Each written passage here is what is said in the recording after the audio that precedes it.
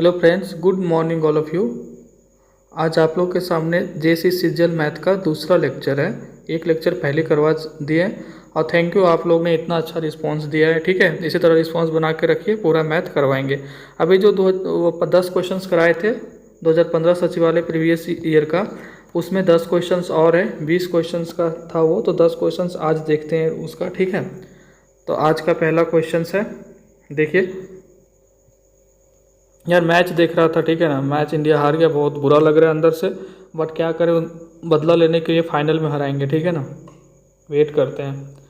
चलो ठीक है, आज का पहला क्वेश्चन है, एक समलाकार नहर की ऊपरी भाग 10 मीटर चौड़ी है। आकृति कैसी है, समलाकार है और उसके ऊपरी भाग 10 मीटर चौड़ी है और निचला भाग 6 मीटर चौड़ा है। तो नहर का और क्षेत्रफल दे दिया है 480। तो नहर की गहराई कितनी, अनुप्रस्थ मतलब पूरा क्षेत्रफल। ठीक है ना, तो गहराई कितनी है, तो गहराई देखिए ये हो गया आपका, आकृति ऐसे बनेगा। ठीक है ना, समलाकार है तो 10 मीटर ऊपर है, 6 मीटर ऊपर है, और ये ही पूछ रहा है गहराई यानी ऊंचाई। ठीक है ना, इसकी फार्मूला होता है, ये समलाकार चतुर्भुज का मतलब मान लीजिए इसकी फार्मूला होता है 1/1/2 इंटू समांतर भुजाओं का योग। तो समांतर भुजा कौन है इसमें, 10 और ये 6, तो 10 और 6 कितना हो गया, 16।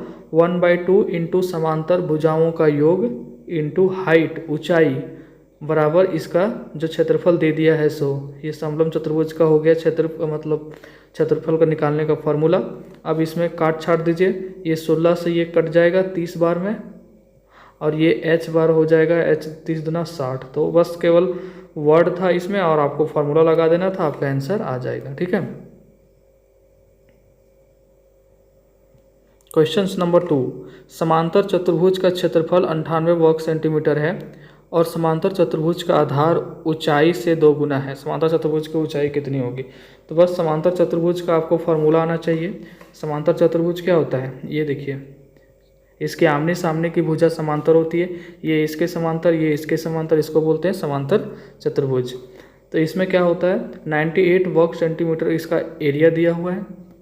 तो समांतर और लिख दिया है क्या, समांतर चतुर्भुज के आधार उसकी ऊंचाई से 2 गुना है। तो मान लेते हैं कि आपका क्या है, इसका फॉर्मूला हो जाता है समांतर चतुर्भुज का b गुने h, और ये आपका दिया हुआ है 98।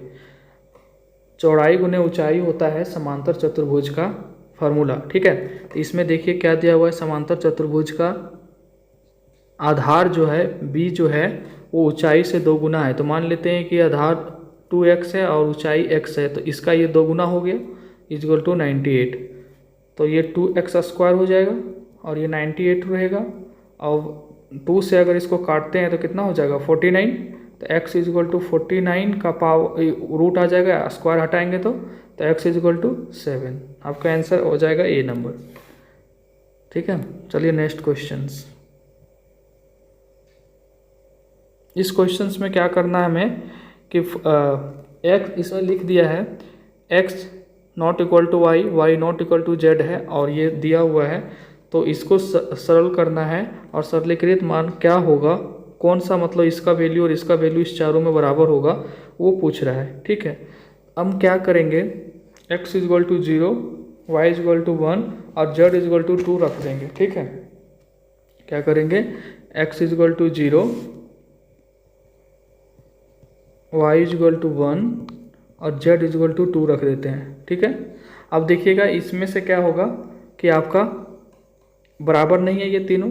अब यहाँ जब रखिएगा इसको, इस चीज़ को यहाँ रखिएगा आपका, तो a का वैल्यू कितना आ जाएगा, a का वैल्यू आएगा आपका -2, b का वैल्यू आएगा 1 और c का वैल्यू आएगा 4। आप रख के देख लीजिएगा इसको। ठीक है, अब इस आ गया ये आपका, और x y z का वैल्यू आप ये माने हैं। अब क्या करना है, इसको इसमें रख देना है और इसको भी रखना है। अब जो वैल्यू यहाँ आएगा, ठीक है, जो वैल्यू यहाँ आएगा वही वैल्यू देखिएगा इस चारों में से कौन आता है, जो आएगा वही आपका आंसर होगा। ये आपका रहा होमवर्क, आप हमको इसको कमेंट में बताएंगे। तो सब तो बता दिए, आपको केवल वैल्यू ही रखना है ना। आप चेक करिए कि कौन होगा। ठीक है, कल भी पूछे थे इस तरह एक क्वेश्चन आपसे, तो एक जन ने कमेंट किया था मात्र कि 88 और 0 उसका 880 आंसर होगा क्वेश्चन नंबर 10 का। ठीक है, दो अंकीय एक संख्या है, देखिए क्वेश्चन बहुत अच्छा है, ठीक है। दो अंकीय एक संख्या है, अंकों का योग से 7 गुना है, और ढाई लिखा गया, यहाँ दहाई होगा, क्या होगा यहाँ दहाई। दहाई मतलब वही सैकड़ा वाला नहीं होता है, दहाई वो अंक है, ठीक है। तो यह ध्यान रखिएगा। अंक इकाई स्थान के अंक से 4 अधिक है, अपेक्षित संख्या क्या है, तो संख्या क्या होगी। देखिए क्वेश्चंस क्या बोल रहा है, मान लेते हैं कि कोई संख्या है एक्स वाई, क्या है एक्स वाई। तो इकाई दहाई इधर से हम अगर इसको दहाएंगे तो इकाई दहाई क्या हो जाएगा, इकाई के स्थान पे वाई है और दहाई के स्थान पे एक्स है। तो हम इसको कैसे लिखेंगे संख्या के रूप में, इसको ऐसे लिखते हैं 10x + y। क्यों लिखते हैं, देखिए ये जो 42 है आपका, ये 2 अंकों की संख्या है। इसको अगर हम संख्या फॉर्मेट में लिखेंगे तो दहाई के स्थान, दहाई का वैल्यू क्या होता है 10, तो इसको ऐसे लिख सकते हैं ना 4 × 10 + 2। तो इसी तरह जब 2 अंकों की संख्या रहेगा तो उसको इस तरह लिखेंगे, ठीक है। तो ये आपका संख्या हो गया। अब क्वेश्चंस पढ़ें, यही समझना था। अब क्वेश्चंस पढ़ें क्या है कि 2 अंक की एक संख्या है, अंकों के योग से 7 गुनी है। क्या लिखा हुआ है, अंकों के योग से 7 गुनी है। जो संख्या है वो अंकों के योग से 7 गुनी है। तो संख्या हमारा क्या है 10x + y, ये संख्या है।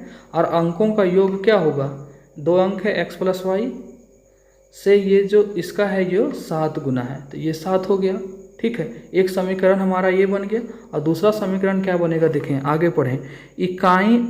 इकाई स्थान पे एक y है के अंक से 4 अधिक है। जो दहाई का स्थान है वो इकाई के स्थान से 4 अधिक है। तो कैसे लिखेंगे इसको, दहाई के स्थान पे x है और जो उस इकाई के स्थान से दहाई वाला 4 ज़्यादा है, तो इसको लिख दिए 4 ज़्यादा। तो x जो है देखिए 4 ज़्यादा है ना, मतलब 4 ज़्यादा है ना इसमें, तो इसको ऐसे लिखेंगे। अब इस दोनों को सॉल्व करेंगे, आंसर आ जाएगा। यहाँ देखें ये 10x और यहाँ 7x से हम गुना करेंगे इसको, तो क्या हो जाएगा, ये माइनस इधर आ जाएगा, तो 7x और ये 7y और ये इधर से y जाएगा तो यहाँ पे, ठीक है। ये हो गया 3x और ये हो गया 6y। ये क्या हो जाएगा आपका x = 2y। तो यहाँ बैठा दीजिए x = 2y, ये 2y यहाँ बैठा देंगे, y प्लस एक मिनट, ये y अब प्लस में यहाँ 4 है, ठीक है। अब देखें इस y को इधर ले आएंगे तो y बराबर क्या आ जाएगा, इस y को इधर ले आएंगे तो y घट जाएगा, y बराबर 4 आ जाएगा, ठीक है। y बराबर जब 4 आ गया और इस y का वैल्यू यहाँ 4 रख देंगे तो x बराबर कितना आ जाएगा 8, यहाँ रख दिए इस 4, तो x आ गया 8, y आ गया 4। तो देखिए ये संख्या माने थे, तो x हमारा आ गया कितना 8 और ये 4 कितना हो गया 84 हो गया। तो 84 है इसमें, देखिए 3 नंबर। जो क्वेश्चंस बोलता है, देखिए सीजीएल क्या है पता है, सीजीएल का मैथ जो है वो वर्ड पे डिपेंड करता है। आपका आ गया ना, देखिए 84, इसका आंसर 84 होगा। सीजीएल क्या मांगता है कि आप वर्ड को पकड़िए, वर्ड को समझिए कि मैथ का वर्ड क्या बोल रहा है। जैसे यहाँ इकाई दहाई अंक उससे ज़्यादा, और उसको बस समीकरण में लिख दीजिए और उसको सॉल्व कर दीजिए। सब क्वेश्चंस में यही है। मेंसुरेशन में क्या है कि 2 चीज़ दिया हुआ एक चीज़ नहीं है, उसको मैथ में लगाइए और निकाल दीजिए। कोई टफ क्वेश्चंस नहीं आता है, 10वां लेवल का क्वेश्चंस पूछता है, बस प्रैक्टिस करना है, ठीक है। क्वेश्चंस नंबर 5, अधिक किसी संख्या को 2 गुना करने के बाद। अब देखिए इसी में अगर किसी को वर्ड समझ में आ जाता है तो इस क्वेश्चन में कुछ है, अधिक किसी संख्या को, क्या है अधिक किसी संख्या को, तो यही मान लेते हैं कि संख्या x है, ठीक है। मान लिए, हमारे दिमाग में अब घूमेगा कि हम x मान चुके हैं। अधिक किसी संख्या यानी x को 2 गुना करने के बाद, तो ठीक है भाई हम यही 2 गुना कर देते हैं, 2x हो गया। 2 गुना करने के बाद उसमें 20 जोड़ा जाता है, चलो 20 जोड़ दिए, जो बोल रहे हैं वही कर रहे हैं। तो वह मूल संख्या के 8 गुने से 4 कम हो जाता है। तो मूल संख्या क्या माने थे x, इसका 8 गुना, इसका 8 गुना 8x, ठीक है। 8x तो ठीक है 8 गुना। अब आगे भी कुछ बोल रहा है, 4 कम क्या लिख दिया है, टाइप कर दिया है, वह मूल संख्या के 8 गुने से 4 कम वाला करता है, 4 कम हो जाता है, ठीक है ना। मतलब 8, मतलब यहाँ गलती टाइप हो गया है, 8 गुने से 4 कम हो जाता है, ठीक है। वाला क्या है यहाँ पता नहीं, 4 कम हो जाता है, ठीक है। तो ये 4 कम कर दिए यहाँ पे, और कुछ नहीं था। अब क्या करना है, इस 20 को इधर रखते हैं और ये वहाँ यहाँ माइनस में है, इसको इधर ला के प्लस कर देते हैं। इस 8x को इधर से 2x ला के माइनस कर देते हैं। अब देखिए यहाँ 24 हो गया, इधर 6x हो गया। अगर x निकालना चाहेंगे तो क्या हो जाएगा, 24, 6 आके इधर भागा लग जाएगा, 24/6 क्या हो जाएगा 4। तो इसमें कुछ था, आपको क्वेश्चंस जो बोला हम लिख दिए। देखिए ये समीकरण था बस। तो बोला कि संख्या 2 गुना हो जाता है, 2 गुना मान लिए, 20 जोड़ देते हैं, 20 जोड़ दिए। बोलता है कि जो मूल संख्या है वो 8 गुना से 4 कम हो जाता है, तो 8 गुना करके 4 घटा दिए, बस हो गया। अब हमारा आंसर क्या आ गया, 4, ये नंबर। ठीक है, चलिए नेक्स्ट क्वेश्चंस। ये सभी क्वेश्चंस में बस देखने में लगता है बड़ा है और लोग डर जाते हैं, कुछ नहीं है सब। देखिए कितना आसान क्वेश्चंस है। और एक चीज़, और देखिए 30 क्वेश्चंस जो आपका है वो जीके जीएस का क्वेश्चंस है, ठीक है ना। जो आपका उसमें देखिए क्या क्या रहेगा, उसमें हिस्ट्री रहेगा आपका, ठीक है, हिस्ट्री रहेगा, जियो रहेगा, ज्योग्राफी रहेगा, मतलब उसमें आपका फिर इकोनॉमी का कुछ पोर्शन रहेगा, ठीक है। इसी तरह करके पूरा जितना है आपका सब उसमें रहेगा, पॉलिटी रहेगा, ठीक है, कुछ क्वेश्चंस पॉलिटी रहेगा, कुछ क्वेश्चंस करंट अफेयर्स रहेगा 30 नंबर में। तो अभी से अगर आप प्रैक्टिस करना चाहते हैं क्वेश्चंस, जैसे कि हिस्ट्री में जो प्राचीन भारत है, एंशियंट हिस्ट्री जो है, उसका जो पहला चैप्टर स्टार्ट होता है, सब पढ़े होंगे, हड़प्पा सभ्यता, सिंधु घाटी सभ्यता, ठीक है।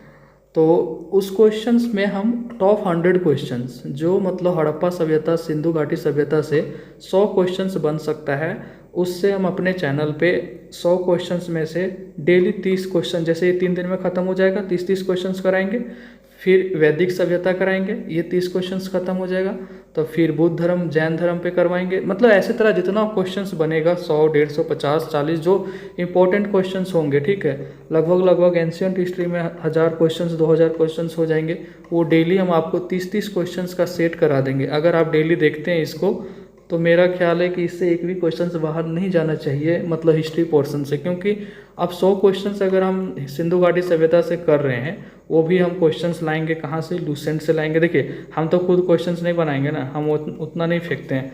लूसेंट से क्वेश्चंस लाएंगे, परीक्षा मंथन का बुक से क्वेश्चंस रहेगा, और किसी से क्वेश्चंस रहेगा जो इंपॉर्टेंट क्वेश्चंस है। 100 क्वेश्चंस बहुत होता है एक टॉपिक पे।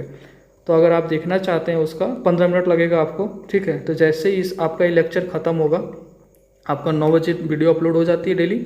9 बजे से आपका 20-25 मिनट या 30 मिनट का जो भी वीडियो बन जाता है ये, उसके बाद तुरंत 9:30 बजे मेरे चैनल पे आ जाएगा वीडियो। अभी नया चैनल बनाए हैं, ठीक है, और कुछ वीडियो डालें उस पर।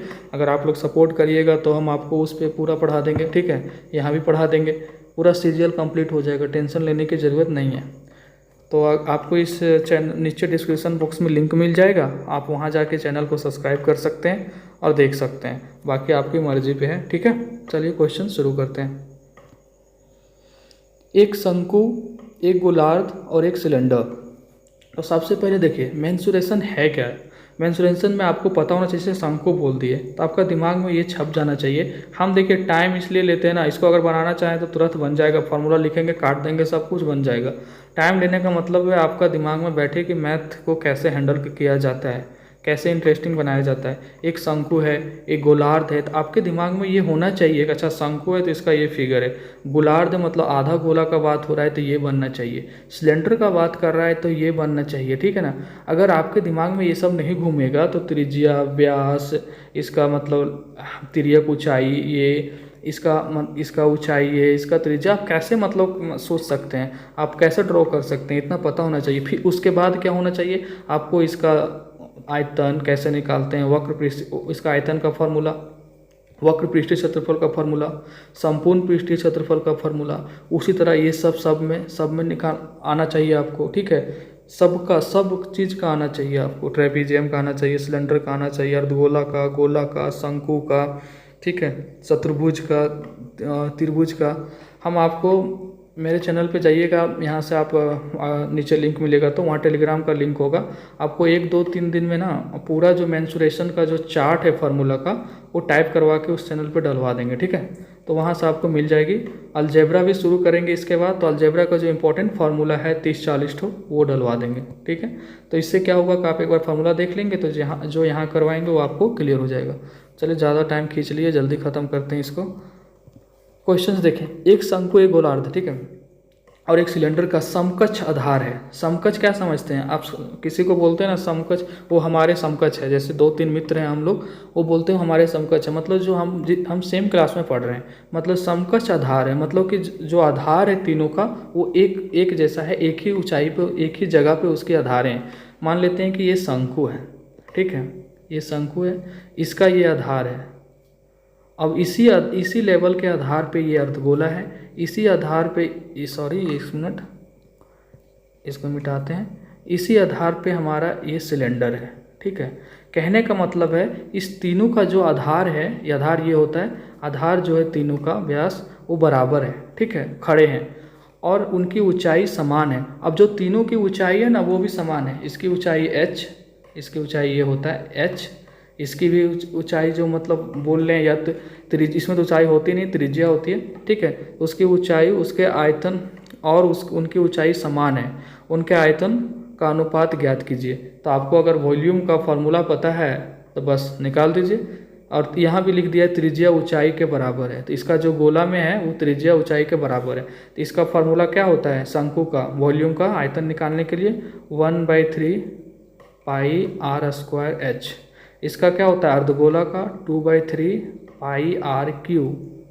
और इसका क्या होता है? सिलेंडर का, सिलेंडर का क्या होता है आपका? बेलन जिसको बोलते हैं, याद आ रहा होगा आपको, पाई आर स्क्वायर एच।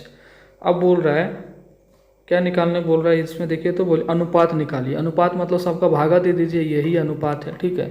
अब अनुपात कैसे निकालेंगे? अब देखिए आर और एच तो बराबर है, लिख दिया यहाँ पे, त्रिज्या ही बराबर, ऊंचाई बराबर है, तो ये और ये क्यू, ये भी पाई आर क्यू बन जाएगा, ये भी आर क्यू बन जाएगा, और ये पाई सब में कॉमन है, ये सब कट जाएगा आपका, क्योंकि आर बराबर एच है तो कट जाएगा, ठीक है। अब क्या बचा? 1/3, 2/3 और यहाँ 1 बचा। 1/3,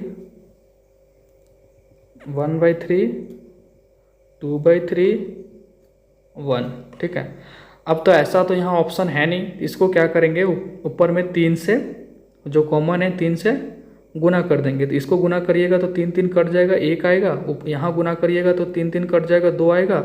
और इसको 3 से गुना करिएगा तो यहाँ 3 आ जाएगा। तो क्या हो जाएगा? 1:2:3। आपका आंसर क्या होगा? ये नंबर, ठीक है।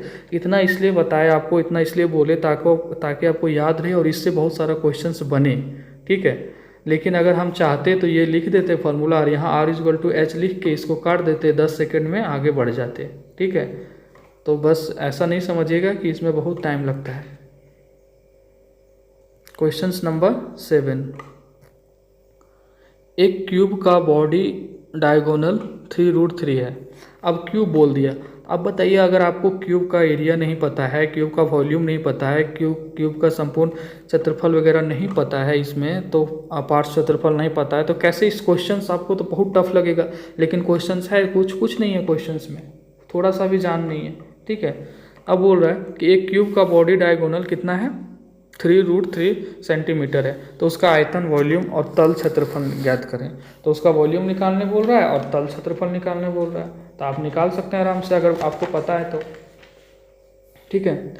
तो क्यूब का डायगोनल जो होता है, क्यूब का डायगोनल का फॉर्मूला होता है √3a होता है क्यूब का डायगोनल का फॉर्मूला। और आपको दे दिया है 3√3 क्यूब का डायगोनल। तो यहाँ से √3 कट गया, a आ गया, आपका भुजा पता हो गया क्यूब का। तो क्यूब का वॉल्यूम क्या होता है? a क्यूब, यानी आयतन a क्यूब होता है, a के पावर क्यूब 3, तो 3 के पावर 3 हो जाएगा, यानी 27। आपका आंसर क्या हो जाएगा? 27 वाला। तो देखिए 27 में एक ही ऑप्शन है, तो हम क्यों बनाएं, ये आगे नहीं बनाएंगे। लेकिन आपको सीखना है, एग्जाम में अगर एक ही ऑप्शन में 27 है, इधर कन्फ्यूजन वाला चीज़ नहीं है, तो इसको मारेंगे, ये नंबर होगा। लेकिन हमें सीखना है तल का क्षेत्रफल निकालने के लिए, इसलिए तल का क्षेत्रफल निकाल लेते हैं। तो क्यूब का तल का क्षेत्रफल होता है सतह का क्षेत्रफल, जिसको बोलते हैं तब का सतहीय क्षेत्रफल, वो होता है 6a²। तो 6 और 3 आपका है भुजा, तो 3 × 9, और यहाँ सॉरी यहाँ 6 होगा, 6 और 9 54 हो गया आपका, ठीक है। तो कितना आसान क्वेश्चन था। अगर आपको क्यूब का डायगोनल का फॉर्मूला पता है, क्यूब का सतहीय या तल क्षेत्रफल पता है, तो हो जाएगा, टेंशन खत्म, ठीक है। अगर एक चीज़ भी पता है तो आप, अगर ये भी पता है तो आप निकाल सकते हैं। आपको लगेगा कितना टफ क्वेश्चन है। क्वेश्चन कुछ नहीं, फार्मूला पुटिंग क्वेश्चन है। एक आध क्वेश्चन वैसा रहता है, वो तो सब एग्जाम में रहता है। लेकिन यही कि प्रैक्टिस का चीज़ है। आपको फॉर्म मिल जाएगा, ठीक है, पूरा चार्ट मिल जाएगा फार्मूला का, लेकिन आप भी देखते रहिए। अब है श्रृंखला 4 10 x और इतना इतना कुछ दिया हुआ है, ठीक है। x का मान को प्रतिस्थापित करने के लिए निम्नलिखित का क्या टाइपिंग कर देता है यार, निम्नलिखित, यहाँ ये आप क्या पता नहीं, निम्नलिखित में से कौन सी संख्या का प्रयोग करेंगे, ठीक है। तो देखें कि इसमें कौन सा सीरीज चल रहा है, तो वैसे रीजनिंग का फॉर्म होना चाहिए, बस पूछ दिया है यहाँ मैथ में, पता नहीं, ठीक है। यहाँ पर देखिएगा आप कि ये आप 5 से अगर इसको गुना करते हैं, हम आपको डायरेक्ट बताना पड़ेगा ना, टाइम बहुत हो रहा है। इसको अगर आप 5 से गुना करते हैं, देखिए पेन क्यों नहीं चल रहा यार, ये 5 से अगर गुना करते हैं इसको, कहाँ गया पेन, अगर इसको 5 से गुना करते हैं, ये पेन नहीं चल रहा है, हद हो गई, ठीक है। तो 1 मिनट, अगर इस जो लास्ट में जो नंबर है आपको 890 वहाँ पेन नहीं चल रहा है, पता नहीं क्यों, 890 और 9450 जो है, इसको अगर 5 से गुना करिएगा तो ये आपका आ जाता है। इसी तरह 420 को अगर आप 4 से गुना करते हैं, ठीक है, तो आपका ये 5 से गुना करते हैं इसको तो ये आ जाएगा। और फिर 105 को अगर आप 4 से गुना करते हैं तो आपका ये आ जाएगा। और x को अगर 3 से गुना करते हैं तो आपका 30 आ जाएगा। तो वही आंसर होगा, मतलब दो दो का पेयर है ये। देखिए इसको 5 से गुना करने पर ये आ रहा है, इसको 4 से गुना करने पे ये आ रहा है, इसको 3 से गुना करने पे ये आ रहा है, और एक नंबर और इधर होगा, इसको 2 से गुना करने पर ये आ रहा है। मेरे अकॉर्डिंग यहाँ पे तो यही लॉजिक लगा हुआ है, दो दो का पेयर है, इसको 5 से गुना करने पर, इसको 4, देखो इसको जो है 1 मिनट कलर चेंज करके बता रहे हैं, ये दोनों पेयर को 5 से गुना करने पे, ये दोनों पेयर को 4 से गुना करने पे, और इसको अगर 3 से गुना करते हैं तो 30 आता है, और अगर इधर 2 दिया रहता है तो इस दोनों पेयर को 2 से गुना करने पर ये आता है। मेरे अकॉर्डिंग तो यही लॉजिक है इसका। अगर आपको कोई दूसरा लॉजिक पता हो तो प्लीज़ कमेंट में बता दीजिएगा, थोड़ा हम भी देख लेंगे, ठीक है। चलिए नेक्स्ट क्वेश्चंस। किसी क्वेश्चंस के पीछे पढ़ नहीं जाना है, हमें सब क्वेश्चंस बनाना है। एक वृत्त से 150 डिग्री कोण का एक भाग काट कर निकाला जाता है। तो आपके दिमाग में ऐसा तुरंत छप जाना चाहिए पूरा क्वेश्चन पढ़ने से पहले कि ये वृत्त है, इसमें हम क्या कर रहे हैं कि 150 का काट रहे हैं। तो मान लेते हैं कि ये है हमारा, जो कि 150 का होगा, ये एंगल होगा 150 का, ठीक है। इसको काटा जा रहा है, क्या हो रहा है, इसको काटा जा रहा है, मतलब यहाँ से हटाएंगे। अब बोल रहा है कि काट कर निकाला जाता है, और काट कर निकाले गए भाग का क्षेत्रफल दे दिया है, ये कितना दे दिया है, इसका क्षेत्रफल है 25/2 वर्ग सेंटीमीटर। तो वृत्त का क्षेत्रफल कितना होगा, कितना सिंपल क्वेश्चन है। कल आपको बताए थे कि अगर थीटा ऐसा केस में रहे तो इसका क्षेत्रफल कैसे निकालते हैं, इसका निकालने के लिए बताए थे कि थीटा अपॉन 360 डिग्री, पेन क्यों नहीं चलता यार, theta into 360 degree pi r square, कल बताए थे आपको। तो ये देखिए थीटा, पेन का क्या होगा, theta into 360 upon 360 degree into pi r square, ये आपका दे दिया है 25/2। देखिए यही तो काट के निकाल रहे हैं ना, इसका वैल्यू दे दिया है ये, और हमें क्या बोल रहा है, वृत्त का क्षेत्रफल, तो यही तो होता है वृत्त का क्षेत्रफल, तो इसी को निकाल लेते हैं। अब देखिए ये कट थीटा कितना दिया हुआ है यहाँ पे 150 डिग्री, कितना दिया हुआ है 150 डिग्री, तो ये थीटा के जगह पे हम 150 रख देते हैं, 150 अपॉन 360 डिग्री, और ये हमें निकालना है पाई आर स्क्वायर, ठीक है, और ये 25/2। तो इसको काटिए, 25 छक्के 150 ये कट जाएगा आपका, और 6 छक्के 36 ये कट जाएगा, और इधर से 5 यहाँ हो गया, 6 यहाँ हो गया, तो कितना हो गया 6 × 30, ठीक है। देखिए कैसे कट रहा है, फिर से काट देते हैं, 150 लेंगे, इसको बटे लेंगे 360 degree equal to, sorry 1 minute, यहाँ पे आएगा क्या, पाई आर स्क्वायर, यही तो निकालना है, वृत्त का क्षेत्रफल तो यही होता है, और 25/2 आपका दे दिया है, बस काट दीजिए। 1 0 से 1 0 ये कट गया। अब इसको काट रहे हैं किससे, 3 × 15, और ये 12 × 36, ये 12 हो गया, यहाँ से कट जाएगा ये 5 × 25, ठीक है, और ये कट जाएगा आपका, कितना हो जाएगा 12 × 25 60, और नीचे आ जाएगा आपका 2, ठीक है, पाई आर स्क्वायर बटे 60 बटे 2 आ गया 30। आप काट छाट सकते हैं ना इतना, ठीक है, हमें काटने में ज़्यादा टाइम लग जाता है। 30 आ गया आपका आंसर, क्योंकि जगह छोटा है बहुत सा। लास्ट क्वेश्चन है ये, आप बनाइएगा हम बना दें?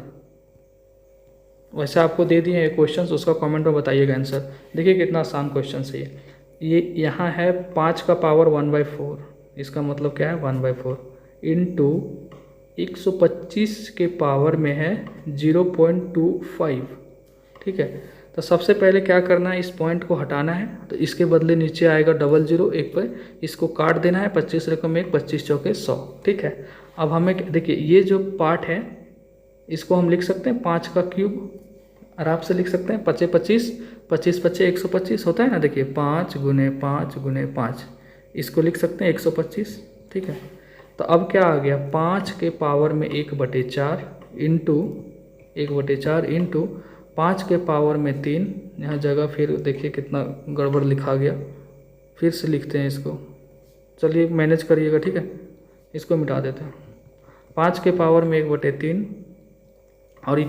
और क्या आ गया इधर, सॉरी यहाँ आ रहा है 1/4, इसी के पावर में है 1/4। अब देखिए अब क्या होगा, ये 5 के पावर में 1/4 है, अब इसको ये गुना हो जाएगा इसके साथ, तो क्या हो जाएगा ये 5 के पावर में 1/4 इंटू 5 के पावर में 3/4।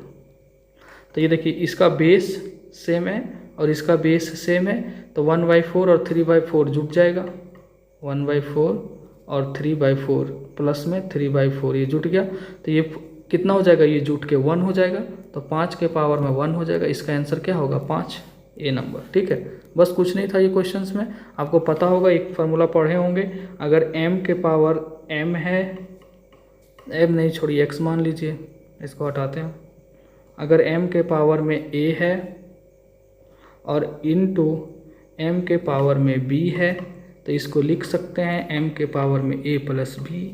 अगर m के पावर में a है अब भागा m के पावर में b है, तो इसको लिख सकते हैं m इन पावर में a माइनस b। उसी तरह करके ये फार्मूला पर था ये क्वेश्चंस, इसको तोड़ना था, ठीक है। बेस सेम होता है, गुना में पावर जुट जाता है, बेस सेम है तो पावर भागा में घट जाता है, ठीक है। तो चलिए आई होप समझ गए होंगे आप लोग, हम मिलते हैं नेक्स्ट लेक्चर में, तब तक के लिए बाय, अपना ख्याल रखिए। यदि आप जेपीएससी की तैयारी कर रहे हैं तो ऑनलाइन टेस्ट सीरीज के लिए डाउनलोड करें आज ही हमारा ऐप।